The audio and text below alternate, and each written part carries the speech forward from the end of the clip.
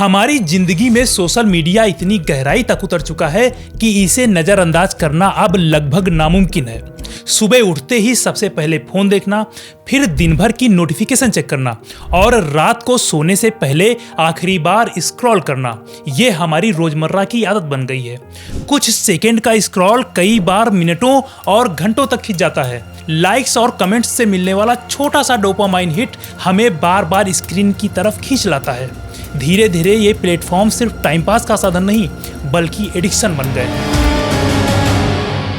इसी बीच नेपाल ने एक ऐसा कदम उठाया जिसने पूरी दुनिया को चौंका दिया। 4 सितंबर 2025 को नेपाल सरकार ने अचानक 26 बड़े सोशल मीडिया प्लेटफॉर्म पर रोक लगाने का आदेश दे दिया।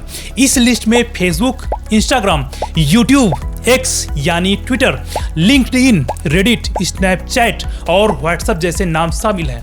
यह फैसला किसी टेक्निकल खराबी या अचानक सेंसरशिप की बहस के कारण नहीं लिया गया, बल्कि इसकी वजह थी कंपनियों की जिम्मेदारी निभाने में नाकामी। नेपाल सरकार का कहना है कि इन कंपनियों को लोकल स्तर पर रजिस्ट्रेशन करना था और एक ग्रीवियंस ऑफिसर अपॉइंट करना था ताकि किसी शिकायत या विवाद पर तुरंत कार्रवाई हो सके। अगस्त 2025 के आखिर में उन्हें 7 दिन की डेडलाइन दी गई थी, लेकिन समय बीत जाने के बाद भी कंपनियों की तरफ से कोई जवाब नहीं आया।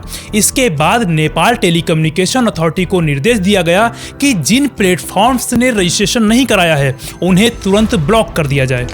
हालांकि यह रोक सभी प्लेटफॉर्म्स पर लागू नहीं हुई। कुछ ऐप्स जैसे टिकटॉक, वाइबर, वीटॉक, निम्बज और पापो लाइव ने समय रहते रजिस्ट्रेशन करा लिया था। इसी वजह से वे नेपाल में यूज होते रहे, जबकि बाकी के बंद कर दिए गए।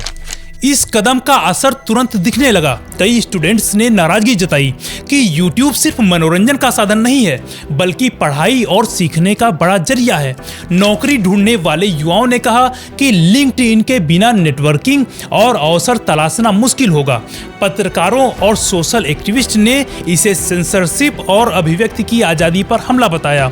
दूसरी तरफ सरकार का कहना है जिस दिन कोई कंपनी रजिस्ट्रेशन पूरा कर लेगी उसी दिन से उसका प्लेटफॉर्म दोबारा चालू कर दिया जाएगा। नेपाल का यह फैसला सिर्फ कंपनियों को सबक सिखाने के लिए नहीं बल्कि समाज को भी एक आईना दिखाने जैसा है। सोशल मीडिया ने हमारी जिंदगी को आसान तो बनाया है, लेकिन इसके साइड इफेक्ट भी उतने ही गहरे हैं। अनगिनत घंटे स्क्रीन पर खर्च करना, लगातार वैलिडेशन ढूंढना और वर्चुअल रिश्तों को असली कनेक्शन से ऊपर रखना अब एक सामान्य बात हो गई है। यही डिजिटल डिपेंडेंसी की सबसे बड़ी चिंता है। नेपाल का यह फैसला वैश्विक बहस को और तेज करता है। सवाल यह है कि क्या सोशल मीडिया कंपनियां सिर्फ बिजनेस और यूजर ग्रोथ तक सीमित हैं या उन्हें जवाबदेही भी निभानी चाहिए और हम बतौर यूजर इन प्लेटफॉर्म्स के मालिक हैं या इनके कैदी बन चुके हैं। तो दोस्तों, नेपाल ने दुनिया को यह मैसेज दिया है कि डिजिटल दुनिया कानून और नियमों से बाहर नहीं हो सकती है। ये बैन सिर्फ एक रोक नहीं, एडिक्शन और अकाउंटेबिलिटी के बीच बैलेंस बनाने का प्रयास है।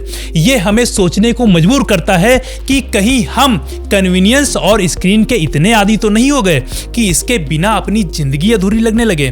नेपाल की इस पहल से शायद पूरी दुनिया यह सीख ले कि टेक्नोलॉजी हमारी मदद करने के लिए है, हमें कैद करने के लिए नहीं। नेपाल सरकार के इस फैसले पर अपनी राय कमेंट बॉक्स में जरूर दें और ऐसे ही अपडेट्स के लिए प्रत्यक्षदर्शी समाचार चैनल को सब्सक्राइब करना न भूलें।